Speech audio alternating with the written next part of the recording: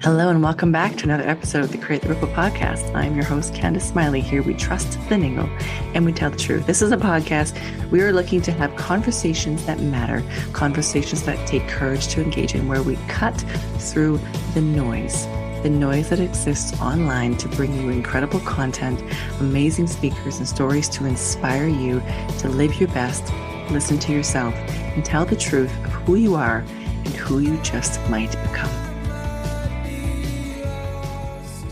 Well, welcome back to another episode of the Create the Ripple podcast. I'm your host, Candice Smiley. And today, my guest and I, oh my gosh, we could have been sisters in another life and another time. And I'm hoping you're going to pick up on the energy. Oh my gosh, this episode gave me goosebumps. We talked about some really fun stuff. We've ended on a bit of a cliff note. So spoiler alert, this is the last episode of season 2. But I'm very excited because I think it was a great cliffhanger to lead into what we've got very excitingly planned for our season number 3, which will start in September. All right. So my guest today is Renee Smith. She is quite possibly the most perfect guest we've had on the show. She's an Atlanta native, and she's the owner of iSuccess Coaching Incorporated. After 20 years of strategic project management and process improvement consulting, Renee has found her purpose as a have-it-all strategist. Love that. She helps entrepreneurial and professional women to find their all, air quotes. As a wife, mother, and entrepreneur, she knows all too well the challenges of balancing all three without sacrificing your self-care and values. I have done this more times than I would prefer to tell you. In her personal memoir, which she's calling Evolving, Renee takes you on the journey from an abusive relationship to prison to finding the love of her life, motherhood, and then learning to shift her priorities, of how she discovered her purpose and learned to shed the opinions of others to live her authentic life. All right, sit back, enjoy, and thank you again so much for listening. On with our show. Okay, well, I am sitting here with the beautiful Renee Smith, and I really would love it if you could sort of start off with who you are, where you come from. I think that's my favorite part, when people sort of do their bio and they introduce and they tell me who they are from their perspective. Because of course I get, the beautifully well-written bios, but there's something, I don't know, organic about hearing someone's story from themselves. So would love it if you can start there. And then I've got some questions for you. I'll just start off. I'm a recovering perfectionist. Let's just get that out the way. I am part of this club, so we're going to get along just fine. Recovering. I'm a woman of faith. Mm-hmm. I am a mom. I'm a wife, and I am a CEO. So in the business world, I am a business strategist, and I help businesses get clear on what they need to build a business of profitability and purpose. And on the other side, I have been called the CEO healer, where I help women CEOs to heal the negative stories that they're telling themselves, the limiting beliefs, to help them to create a life of abundance. And I like to call it 360-degree abundance, where they have success and health in their mind, their body, their spirit, their relationships, their finances, and their business. Wow. I love that. That's me in a nutshell.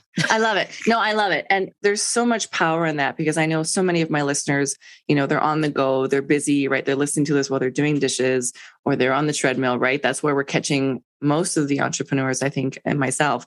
Now, I love that you have found your purpose, and as you call it, as a have-it-all strategist. And I have been told for most of my entrepreneurial life, you cannot have it all. And when I said I want to have more kids, because that's always been a passion of mine, I want to expand my family. I also have really big dreams with every kid. I'm on number 2. With every kid, the desire, the deep internal, can't shake it desire to have an impact on my world through my work has increased. It hasn't gone away. Now, I love that some women, they wake up, their moms, they're good.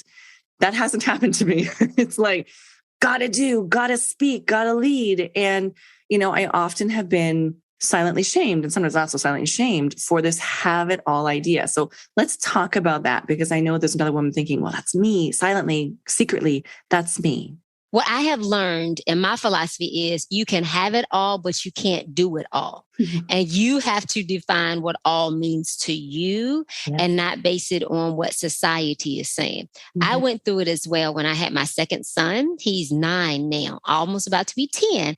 And I said, okay, I'm just going to be a stay-at-home mom. I want to focus on him. And after about 3 or 4 months, I was like, okay, well, what else? What am I going to do? I just, Yeah. Right. And then there have been other times when I've been so focused on the business prior to having kids, but I was like, I still want kids. And so I just had to figure out and say, I have to structure my business and I have to structure my life where I can have them both.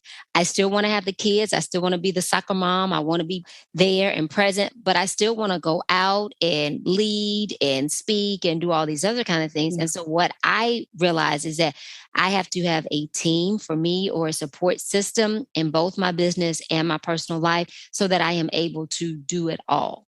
I love that. I totally love that because it's, for me, 2020 was an amazing year because I was able to hit pause on my business, which I hadn't felt like I had been able to because I've been a single mom for a very long time, well supported. So I used to call myself a solo parent because I felt like the buck stopped with me, but I was well supported in multiple areas. However, there was a significant amount of stress that came from, almost a do or die. And so when 2020 hit, the world sort of shut down. For me, it was a beautiful break. There was an element of that where I could really stop, redefine, relook, reconnect. And I think that was really important because it was after that that I attracted the supportive partner that I have now. And of course, we have little Jack at home now. So, suddenly I was able to take on different things in my business. And of course, you've had a chance to meet up with, Angel, who's a huge part of my business.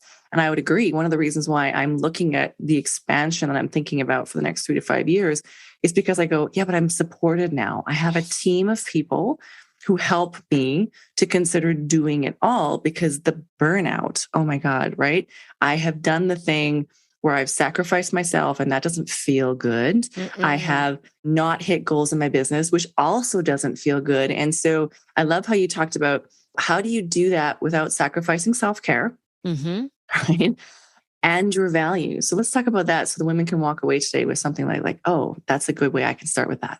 So one thing I want to tell people too, or tell the women is you have to understand the season of life that you're in, because there was a time when I didn't have the support or the team that I have now. And so the things that I was able to do, the things that I'm able to do now, I wasn't able to do back then. So I want to make sure that we're comparing apples to apples and oranges to oranges. So to understand that if you're and I love solo parent, I love that. If you are in a position where you're a solo parent, or if you're in a position where you don't have the support that you need to, you can still do all the things that you want to do, but it may take more time. So I want to make sure that we're conscious about that. So for me, what I realized is that I cannot pour from an empty cup. I cannot pour from my reserves and be effective and be present.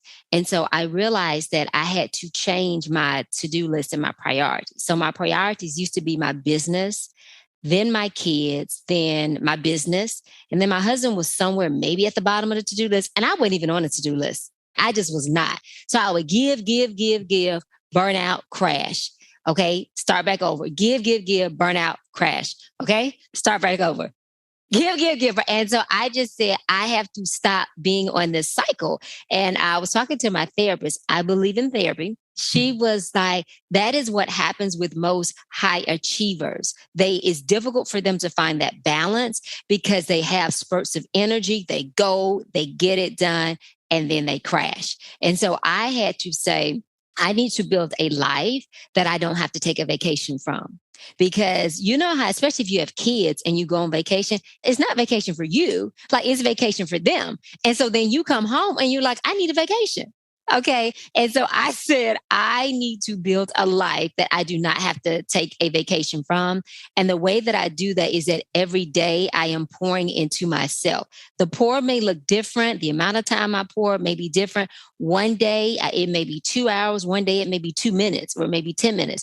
But I created a routine of when I wake up in the morning, the first thing that I do is I take care of me. So that may be me praying, me meditating, me exercising, doing asana, yoga, whatever it is, but I pour into me because what that does is it tells me that you have a commitment to yourself. that you're valuable, that you're worthy, and you're going to make sure that you're taken care of first before you pour into anybody else. And so a lot of times as moms and wives, we have this guilt, this mom shame of, oh my God, I can't do stuff for me. I should be 24 hours a day for my kids. And no, you have to take care of you so that you pour into your kids. Because if you don't, you're going to find yourself yelling and fussing and snapping and not being patient. So pouring into yourself, it is self-love, it is self-care, it is soul care, right? So even soul care is deeper than the self-care. Is making sure that mind and body and spirit, that you're okay, that you're setting boundaries, that you know your worth. And so we have to be okay with setting our own boundaries for ourselves and keeping them. And so I think that that's so important. So you have to make sure that you're taken care of first. And then your priorities, if you're married or partner, spouse, or whatever, then them, then your kids. And yes, I said your spouse, your partner comes before the kids, because you all have to be in alignment. You guys have to be okay to be able to pour into your kids and then the business. And so when I shifted my priorities, I started becoming more effective and productive, and everybody was getting what they needed. And so I use the word harmony instead of balance, because when I think of balance, sometimes I think of like juggling. And if you're juggling something, you're trying to balance it in the air, your hands may get tired and something falls. And so I look at harmony and I say, depending upon the seasons, if you have a newborn, your child is going to get more. But if you have a teenager who's not even interested in you being in their life, you know what I'm saying? Then your business, you may have more time for your business. So you just want to keep it in harmony where everybody is getting what they need. And sometimes things will get more of you or less of you, depending upon the season that you're in. Well, and I love that, because I'm a big proponent as well of us really getting into like the masculine and feminine roles, because especially when you're a woman, at least I'll just speak for myself. I was raised into the entrepreneurial world by women who were very much in their masculine energy and feeling like I needed to get a seat at the table with all the boys, right? In the boys club. And the masculine energy is always, charge forward, take a break. That's the energy. Women, we are all about flow. We have to embrace, the darker side. I mean, we're cycle beings. That's what we do. And I have discovered that since I stopped trying to be one of the boys and went, look, I'm a woman. I'm a mom. I'm a nurturer. I have emotions and I'm going to feel it. And guess what? I'm going to make most of my decision with my gut, which you're not going to understand. And that's my superpower. That's it. That's my superpower. And it's amazing to me. Even recently, a number of men are like, well, you need to think about it. I'm like, no, I'm feeling into this. And it's a no. And I just love that you brought up the boundaries, because I think that's been such a huge key point when I say, I love you and here's mommy's boundary. I love you and I'm putting my family first. And for me, as a recovering people pleaser, I've had to train myself on what words to use. And so I like to talk about that both with my guests and when I'm a guest on people's show, to say, like, women, you got to look ahead, figure it out. It's scary. Even now, when I think about saying, I'm only going to work these number of days, I'm only going to work these hours, I'm putting my kids first. It's just like you said. If I get up in the morning and I take care of me, even if it's just a cup of coffee, because, didn't get up early enough, the baby's awake, day's already started. Game's on. And then I pour into my daughter, who, if you've met her, she is like a force to be reckoned with. Like, her eyes don't even open as she's talking. And so this introvert sometimes burns out before 8 a.m. Right? But if I give her the best of me in the morning, which is my best time, then by the afternoon, I'm able to say, hey, mommy needs a couple hours to get some work done. You can play, you can be around, you can do whatever. And people are starting to notice. And more than that, there's this sense of, like you say, harmony in my home, which is where I work, and a harmony of embracing that I've seen even when I say to people, I'll call you back this afternoon, because first I'm a mom. And so I love how you talk about that. So anyway, you want to jump in? So I love everything that you just said. And I want to go back with the feminine energy part, because a lot of women think that being in your feminine energy is weak. And that is where your power is. And I loved how you say that is where you get into flow. So I noticed a shift in my business, from my revenues to the amount of clients that I attracted to how hard I had to work when I started shifting from masculine to feminine energy. And I am a fiery Aries, so my speed is faster. So it wasn't fast, it was go faster. And so I had to learn how to calm myself down, because we're told that if you're not working, if you're not grinding, you can sleep when you die, and all these other kinds of things. And what I said is those things may be for a man, but 9 times out of 10, the wife is the one that is at home and making sure that the kids are taken care and making sure that everybody's eating and homework and all that. So now there are some roles where the husband is doing that, but for the majority of the women CEOs that I work with, they are the ones that still responsible. And so a lot of the things that are out there on social media and motivation and personal development, it is not catered towards women. Women, no, we cannot work when we sleep. We have to sleep every night so that we can get up and be present and available for our kids. Because Lord knows, how we bless their hearts. They come home and they're like, I'm tired. And they go to bed. And I stand there, I'm like, I'm also tired. But everybody still wants bath to eat. And bedtime and dishes and and gosh, you just ate yesterday, but you want to eat again? Who does that? And so I have learned that what works for them and that masculine energy in a man does not work for me. And so I have to figure it out. And so again, like you said, when I am looking at clients or I'm looking at strategic partnerships or things to do, and you just take a minute to tune in and say, does this feel right? Does it not feel right? If you go with the what feels right, then you're going to be in the flow. If you go with this looks right, this sounds good, but it doesn't feel right, you're going to find yourself in a whole lot of trouble. And so when you start tuning in and creating that harmony where you're pouring into yourself, you're working a certain number of hours, you're taking off, you're restoring, most of your blessings come in that period of restoration, those creative ideas. I totally love that. And so I'm really hoping the listeners are really leaning in, because I know I hear it even in your tone and your energy. There's a groundedness, there's an assuredness, and I want the listener to really hear that. And that is exactly what happened to me. I stopped working because I was going through some healing work that I needed to do for 20 plus years. And it was in that time that I made the most money in my business. And working less. I was working less. I was focusing on what mattered. I was working on having clearer communication. I was saying no to clients that were no longer a fit. I was resetting my boundaries. And as I did that, the flow that happened, it didn't happen overnight, but it was like this steady stream. And I was like, I need to do less. And so that's a huge part of my life now. It's this essential idea of less, but better. So it's like, maybe it's bigger, but I'm probably doing less. So I want to jump in before we get too far ahead. I know we'll loop back around, but talk to me about your memoir, Metamorphosis. Oh my God. So cool. Like it's gone on my to read book for sure. And what is so funny is right before our call, I just got off with my editor. Ooh. And we actually are doing a 2.0, and it's actually going to be called Evolving. Because I wrote the memoir so many years ago and so much has changed, so much healing has taken place that when I put it out, and it's going to come out fourth quarter of this year, I wanted it to include all of this, because what I found is just in my daily consulting and coaching and working with small businesses, we had to heal the inner CEO. Because how they were showing up in the business and the results that they were getting, it was coming from a place of brokenness, not charging your worth and value, not putting yourself out there marketing the way that you need to, accepting less. And so I said, this has to be told. And so I wanted to include that but it is my journey, and it's called Evolving, and it's my personal transformation from brokenness to abundance. It looks like an incredible read, because I'm just reading like the little bio here. We've gone from an abusive relationship to prison.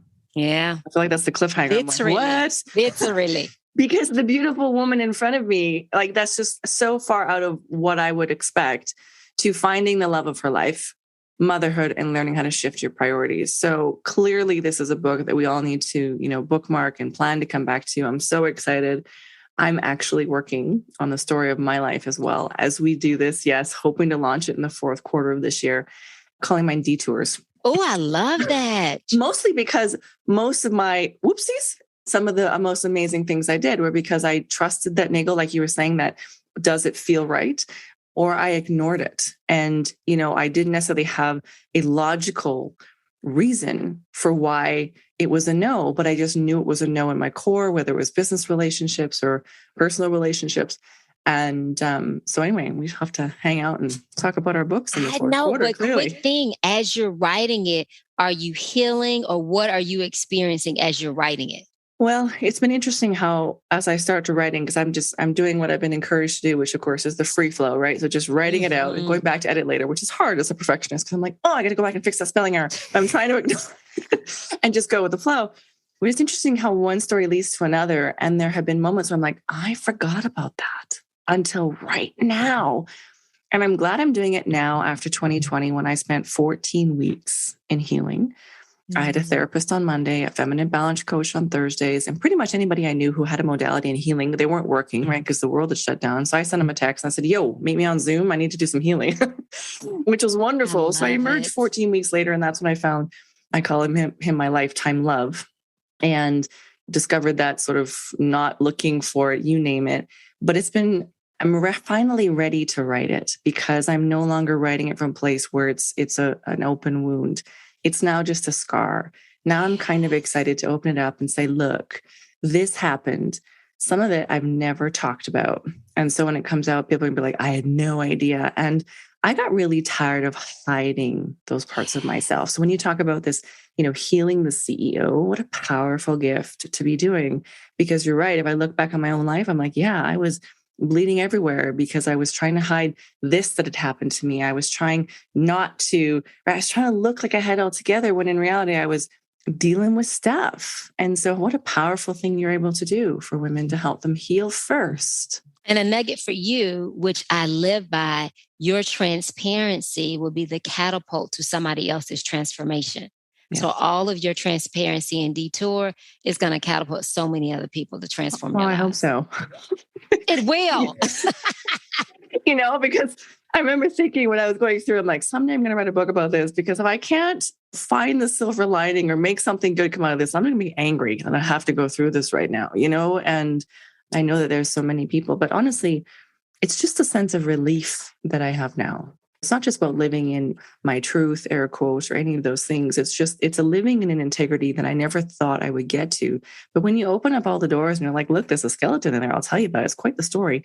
Yes, should not have done that. Or, wow, let me tell you about this thing that I've been so excited I didn't want to talk about it with, because, joy is a vulnerable emotion. There's just you don't worry about what you're going to say. You don't worry about what you're going to do. You just make a decision, and then if you change it, you change it. And I want that for more women. I want that for more, young women. I want that for more people to be able to live in that sort of relief.